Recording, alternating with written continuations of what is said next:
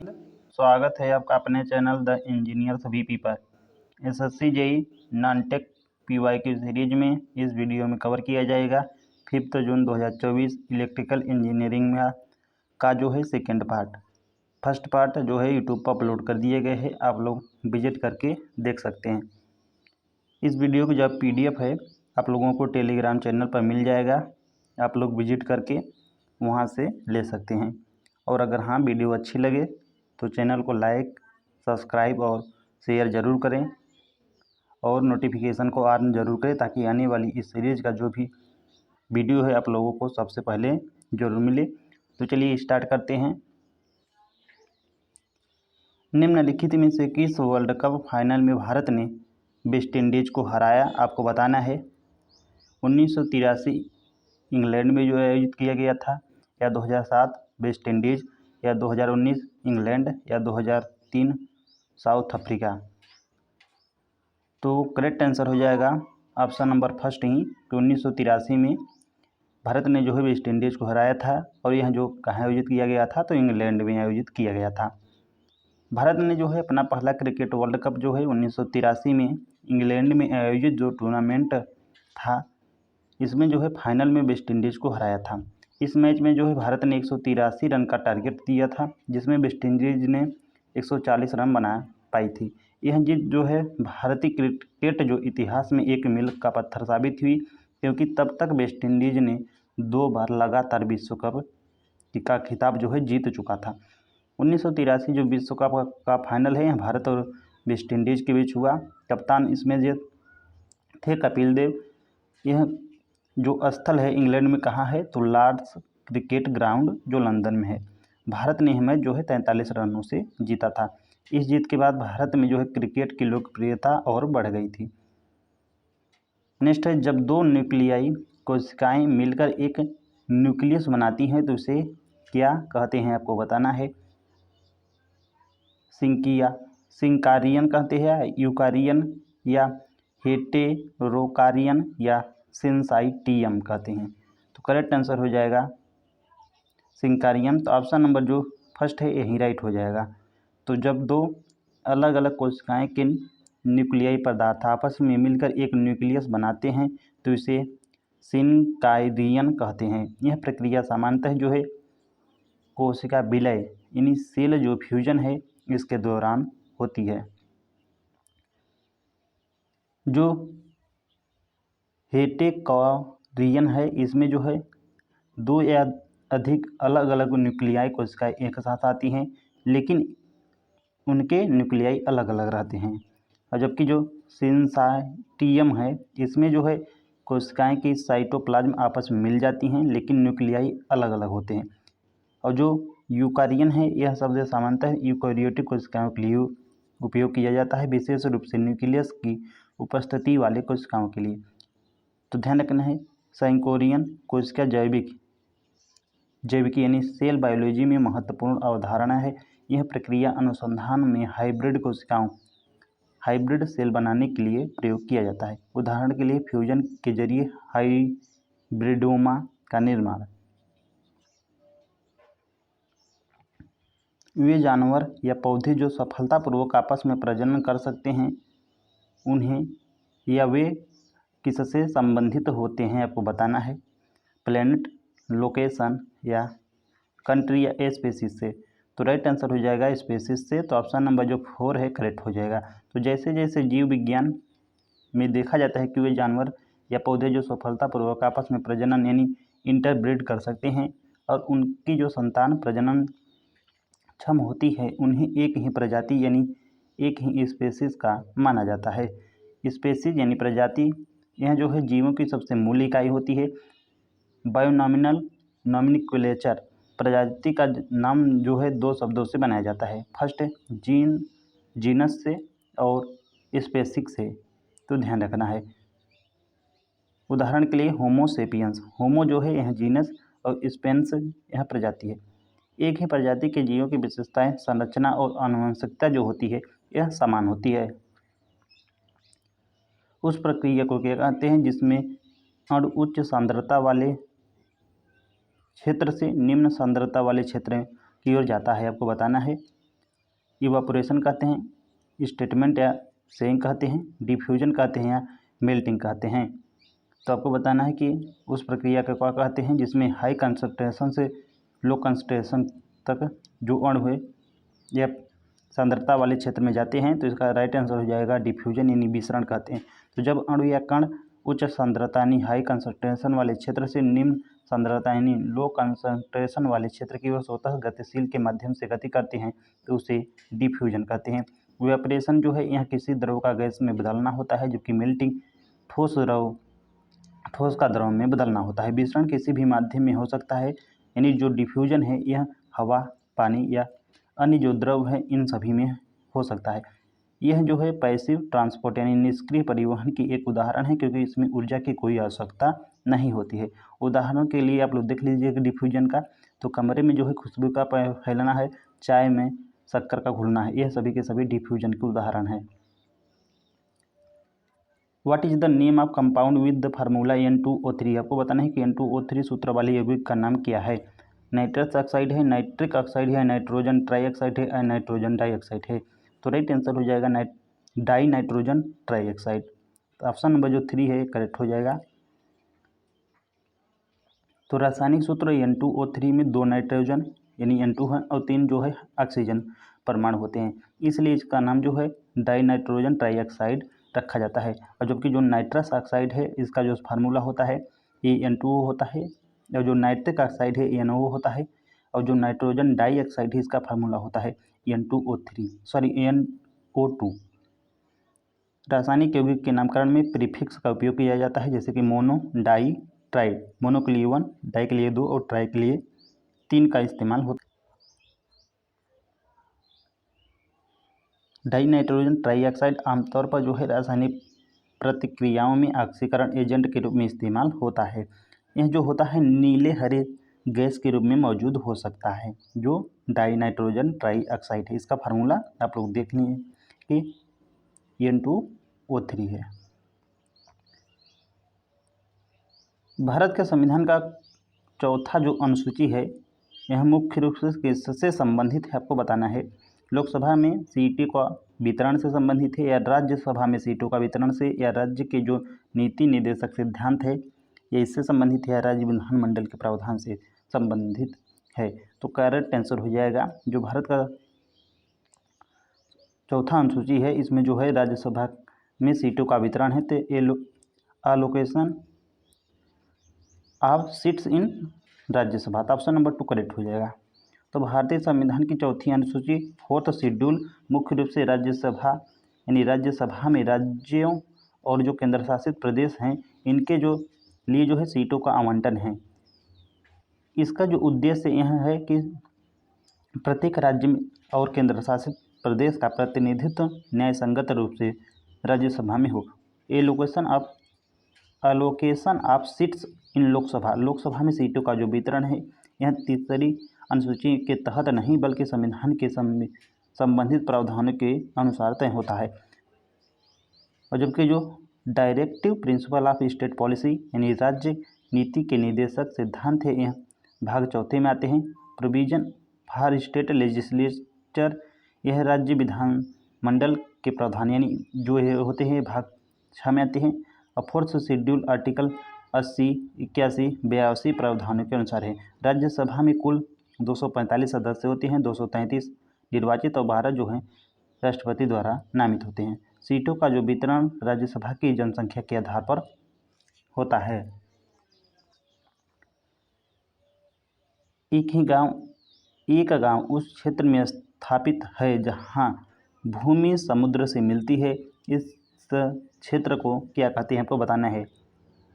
Marshland कहते हैं, coastal area कहते हैं, सी शोर कहते हैं यानी समुद्र तट कहते हैं, या ट्रॉपिकल रीजन कहते हैं। तो ऑप्शन नंबर जो इसका 2 है करेक्ट हो जाएगा, कोस्टल एरिया कहते हैं। तो जब कोई क्षेत्र भूमि और समुद्र के मिलन स्थल पर स्थित होता है तो उसे कोस्टल एरिया यानी तटीय क्षेत्र कहा जाता है।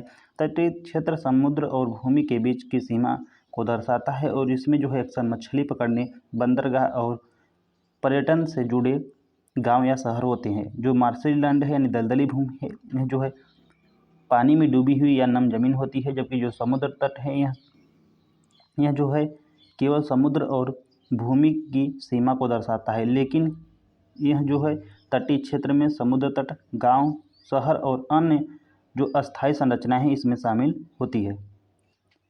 जो ट्रॉपिकल रीजन है उष्णकटिबंधीय क्षेत्र है, यह जो है भौगोलिक अक्षांश पर आधारित जलवायु क्षेत्र है।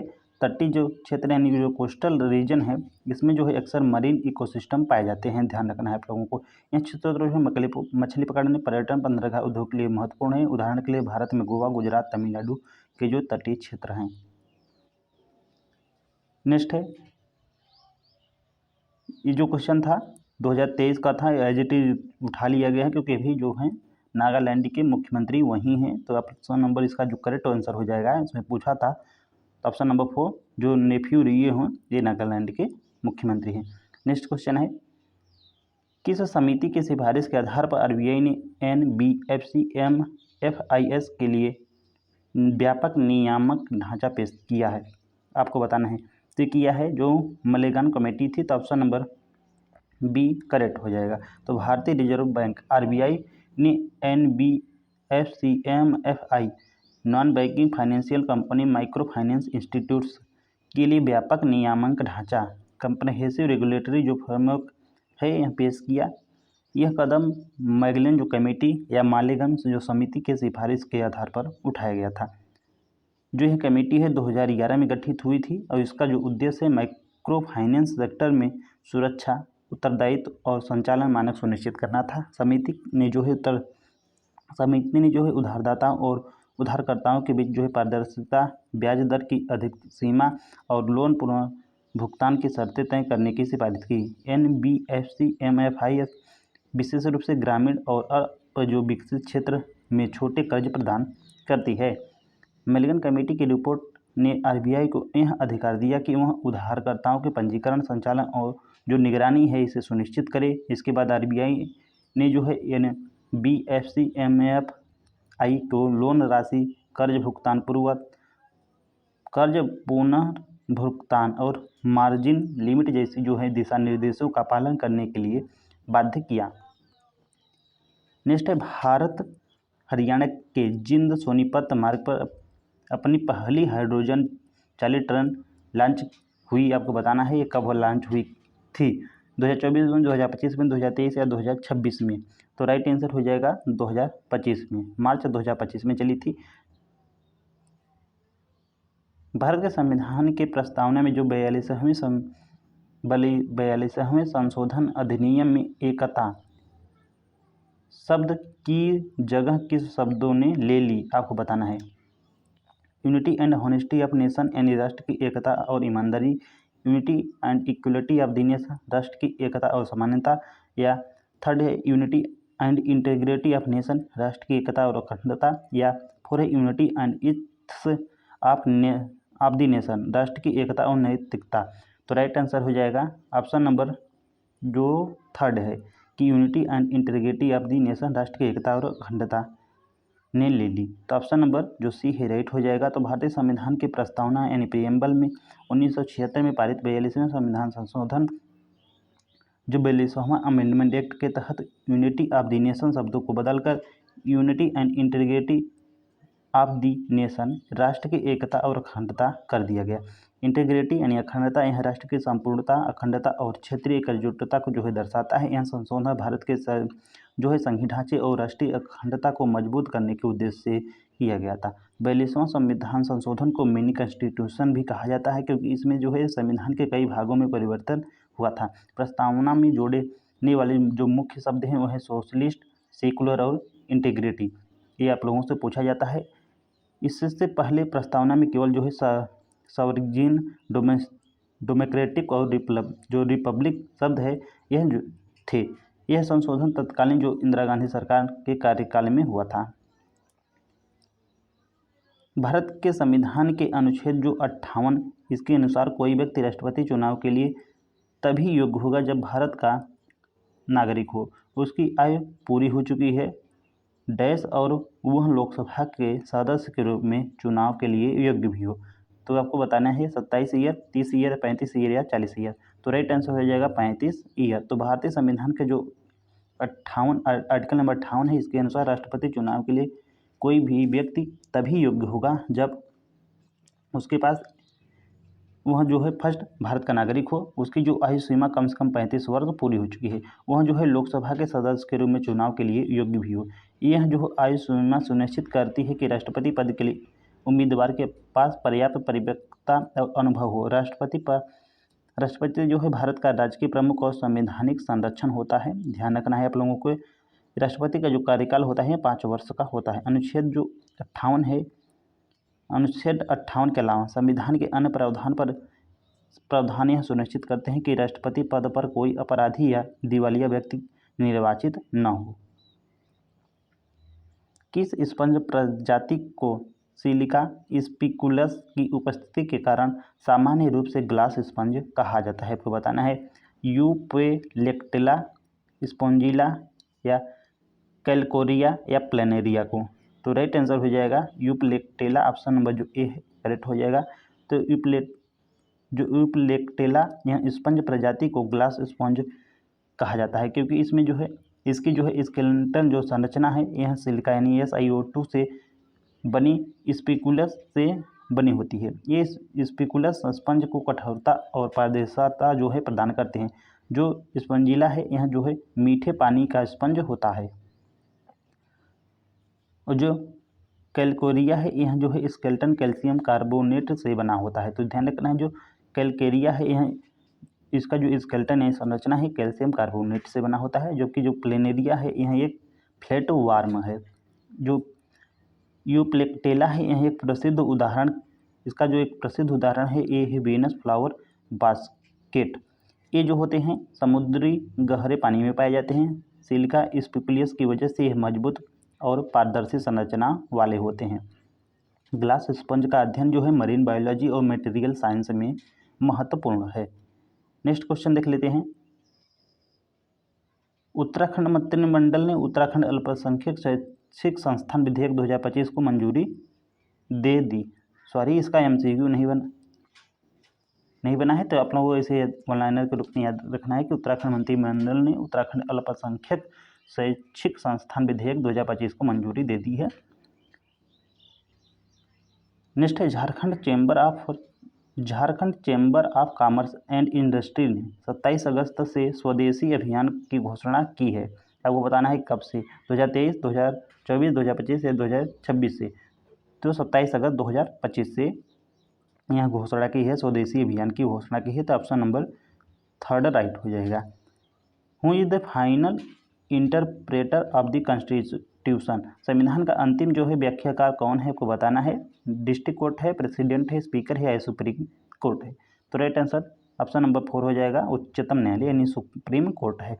तो भारतीय संविधान का जो अंतिम व्याख्याकार यानी फाइनल जो इंटरप्रेटर होता है सुप्रीम कोर्ट यानी भारत का उच्चतम जो न्यायालय है यह होता है।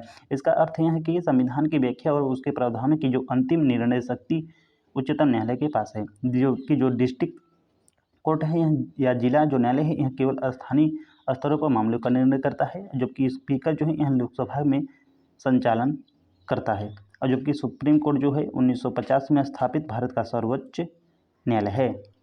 जो है आर्टिकल 141 के अनुसार देश में सभी न्यायालयों के लिए बंधक निर्णय यानी बाइंडिंग डिसीजन देता है। संविधान संशोधन मौलिक अधिकारों और केंद्र राज्य विवादों में है, इसकी व्याख्या अंतिम और बाध्यकारी होती है।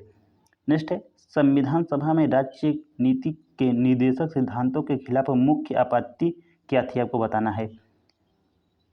वे केवल निर्देशों का साधन थे, दे वेयर मीन्स ऑफ इंस्ट्रक्शन या दे वेयर कंसिडर्ड न्यू फीचर, इन्हें नए तत्व माना गया। या थर्ड है their nature was not judicial, या उनका स्वभाव न्यायोचित नहीं था। या the state was responsible for this policy, राज्य इन नीतियों के लिए जिम्मेदार था। करेक्ट आंसर हो जाएगा कि उनका जो स्वभाव न्याय उचित नहीं था। तो ऑप्शन नंबर 3 राइट हो जाएगा, their nature was not judicial.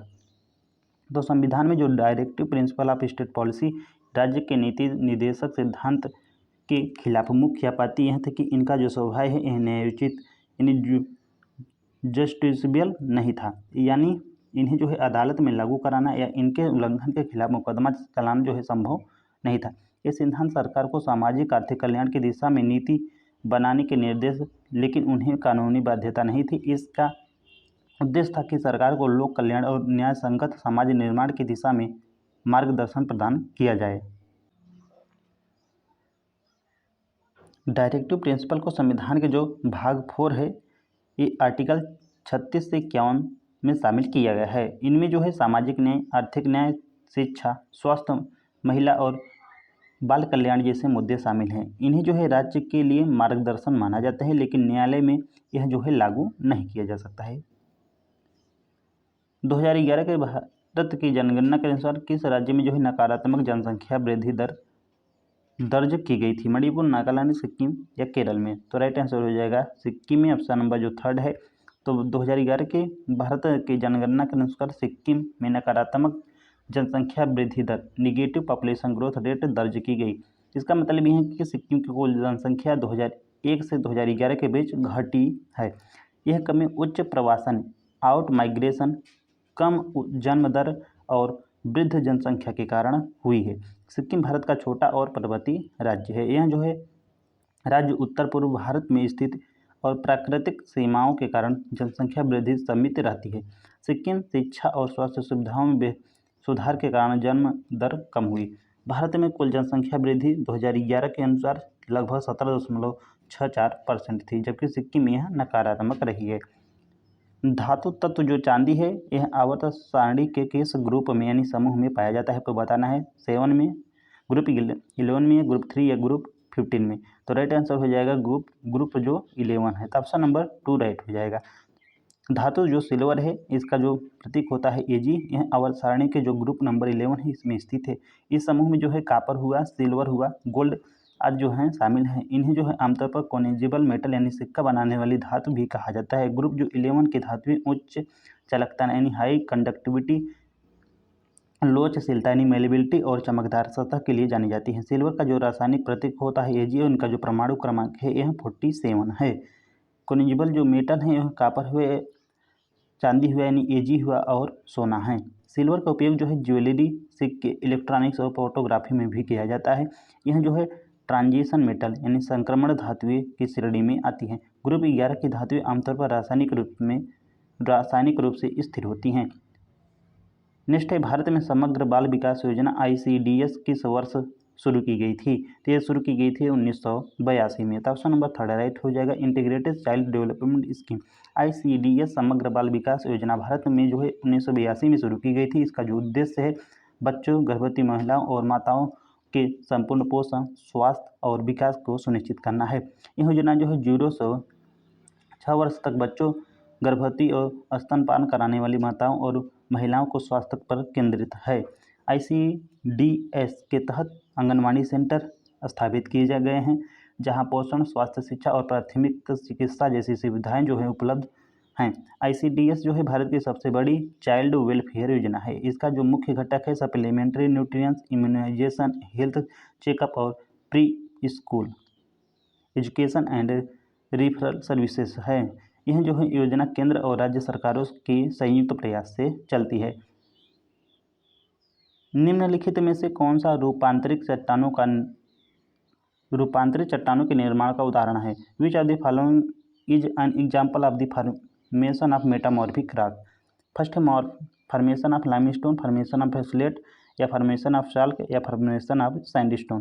तो राइट आंसर हो जाएगा formation of slate. Option number 2 जो है राइट हो जाएगा, जो मेटामॉर्फिक रॉक का एग्जाम्पल है। तो मेटामॉर्फिक रॉक यानी रूपांतरित चट्टानें वे चट्टानें हैं जो पहले से मौजूद चट्टानें जैसे कि इग्नियस या सेडिमेंट्री रॉक जो होती हैं, चट्टानें होती हैं, कि उच्च तापमान हाई जो टेम्परेचर है और हाई प्रेशर में परिवर्तित होकर बनती हैं। सिलेट जो है सेल यानी क्ले जो चट्टान के उच्च दबाव और तापमान के संपर्क में आने से बनती है। यह चट्टान जो है तली परतों में टूटती है और निर्माण सामग्री और छत की टाइलों के इस्तेमाल होती हैं। जबकि जो लाइमस्टोन है यह एक सेडिमेंट्री रॉक है। चाक जो है यह भी एक सेडिमेंट्री रॉक है। सैंडस्टोन भी एक सेडिमेंट्री रॉक है। मेटामॉर्फिक रॉक में जो है मार्बल, स्लेट, क्वार्जाइट और नीज प्रमुख हैं। रूपांतरित के कारण चट्टानों की सघनता, बनावट, खनिज संरचना बदल जाती है। ये चट्टानें जो है भूवैज्ञानिक प्रक्रियाओं में अत्यधिक ताप और दबाव के कारण बनती हैं। नेक्स्ट क्वेश्चन है, निम्नलिखित में से किस खेल योजना की मेजबानी जो है भारत ने कभी नहीं की है, अभी तक नहीं की है, ये आप लोगों को ध्यान रखना है, अगस्त 2025 तक। ICC men's cricket world cup ये की है, ओलंपिक्स की भी नहीं की है, तो इसका राइट हो जाएगा। कॉमनवेल्थ की भी की है और एशियन गेम्स के भी की है। जो एशियन गेम है भारत ने सबसे पहले आयोजित किया, यानी जो एशियाई जो खेल है यह जो है भारत में सबसे पहले हुआ था 1951 में। तो इसका जो राइट आंसर हो जाएगा ऑप्शन नंबर 2 हो जाएगा। तो भारत में जो है अब तक ओलंपिक्स की मेजबानी कभी नहीं की है। ICC men's cricket world cup जो है भारत ने 1987, 1996, 2001 में संयुक्त रूप से मेजबानी की है, जबकि जो 2023 का था यह भारत में पूर्णतः आयोजित किया गया था। कॉमनवेल्थ गेम जो है भारत ने 2010 में नई दिल्ली में कॉमनवेल्थ जो गेम्स है इसका आयोजन किया था। जो एशियन गेम है भारत ने 1951 और 1982 में एशियाई खेलों की मेजबानी की। ओलंपिक्स जो है 1896 में शुरू हुए। भारत में जो है अब तक केवल भाग लेने तक सीमित रहा है, इसका आयोजन नहीं हुआ है भारत में अब तक। भारत ने कई अंतर्राष्ट्रीय खेलों की मेजबानी की है, जैसे कि हॉकी विश्व कप, फुटबॉल टूर्नामेंट। भारत का सबसे पहला जो एशियाई खेल है यह 1951 नई दिल्ली में आयोजित किया गया था। 2010 का कॉमनवेल्थ गेम्स भारत का पहला बड़ा बहु खेल आयोजन था।